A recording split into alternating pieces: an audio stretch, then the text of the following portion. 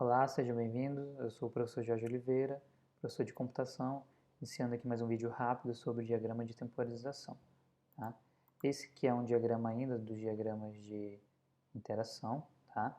Ele foi um dos diagramas adicionados e não é tão utilizados, a não ser que você tenha a questão da restrição temporal. Tá bom? Então essa é uma das condições que você vai utilizar esse diagrama somente em casos que você quer que as sequências de eventos elas aconteçam restritamente em relação a um tempo. Tá? Todos os tipos de diagramas de interação, diagramas comportamentais, quer dizer que existe uma transição ao longo do tempo, isso é sabido. Mas se a gente quiser restringir, a gente quiser especificar, a gente vai utilizar um diagrama de temporização para colocar isso com mais ênfase.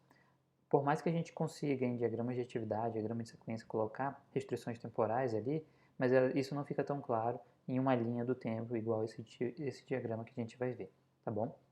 Então a gente também consegue modelar a evolução do estado e a interação entre alguns objetos, mas isso pode se tornar um pouco complexo dependendo da quantidade e a maneira como a gente vai fazer isso, tá bom? Então mostra o tempo entre os eventos, tá bom? Isso fica bem claro, e descreve as mensagens que passam entre diferentes objetos. Então aqui essa é a cara do diagrama de objetos, ou desculpa, o diagrama de temporização. A gente vai ter as divisões aqui entre os objetos, tá? Então essa primeira raia a gente tem um tabuleiro e a segunda a gente tem aqui um ator, jogador, tá? Então esses são os nossos dois objetos e aqui eu posso ter os diferentes estados desse objeto, tá bom? E ao longo do tempo a gente vai lendo da esquerda para a direita, a gente vai ver a evolução desses objetos. A gente tem em que momento ele faz essa transição, tá? O T1, T2, enfim. E a gente também tem a duração, de, por exemplo, de 0 a 120 segundos ali durou. A gente pode ligar esse momento com outro objeto, né?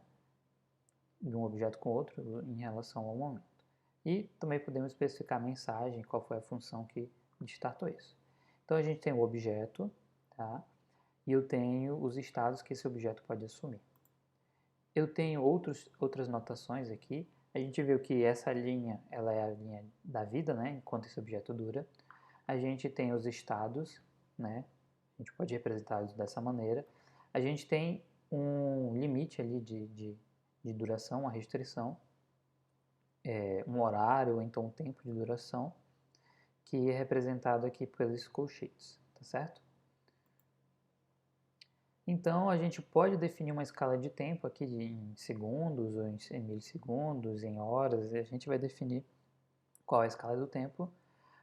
Se a gente não quiser representar isso, a gente pode se chamar simplesmente por T, tá bom?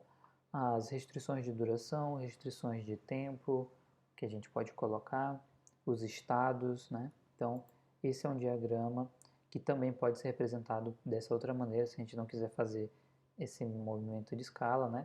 A gente consegue fazer como se fosse essas caixinhas, né? Que são ligadas, tá bom? Então a gente vê aquele mesmo diagrama agora sem as representações, passando bem rápido aqui. Então esse diagrama é um diagrama destinado a restrições temporais. Se você quer especificar em que momento, quando ocorreu, em qual situação, tá? Como foi feita essa transição, colocando o tempo como ênfase, né? Você vai utilizar ele. Aqui tem umas regrinhas, tá? Para fazer essas restrições, né? Identificar as restrições, os casos de uso que ocorrem, os objetos, as transições, inserir os estados, concluir com incluir mensagens, completar com o tempo e a permanência, né, do diagrama. Aqui a gente tem uma outra representação agora com mais unidades, né? Então, por exemplo, se a gente vai trabalhar em relação o tempo, né, de duração de um website, que a gente sabe que é uma condição crítica, né? Do momento em que o usuário ele faz uma solicitação até o sistema ir no web server e voltar a resposta, né? A gente sabe que dependendo do sistema é uma situação crítica. Então você quer restringir, você quer representar, você quer colocar para sua equipe de modelagem, desenvolvimento, que aquilo ali tem condições bem claras, né? Então a gente sai de um estado aqui de espera, no momento que a URL é colocada pelo usuário, o navegador, o que ele vai fazer, como é que ele vai processar, o tempo de resposta que aquilo deve durar no servidor, né, DNS, se volta, se devolve a requisição para o servidor, chegando lá, quanto tempo esse servidor tem para processar e a devolutiva até chegar aqui no usuário. Então, toda essa escala de tempo, se a gente parar para ver, ela deveria durar de 0 até 2,5 segundos, né? Então, essa é uma restrição para esse projeto aqui que foi colocado, tá bom? Aqui um outro momento de leitura mais simples, né? Que seria da doença de Alzheimer em relação aos possíveis estados da doença de Alzheimer, né? E conforme vai avançando o tempo, a gente vai ter um avanço aqui do esquecimento, né? Então, o esquecimento normal, confusão, até a falha total dos sistemas, enfim. E aqui a finalização do objeto, tá certo?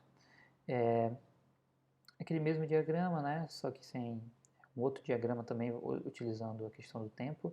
Agora, já com os processos de acesso a bancos de dados, né? Uma figura aqui utilizando a latência, né? Do JSP, né? Até chegar de novo no usuário, tá bom?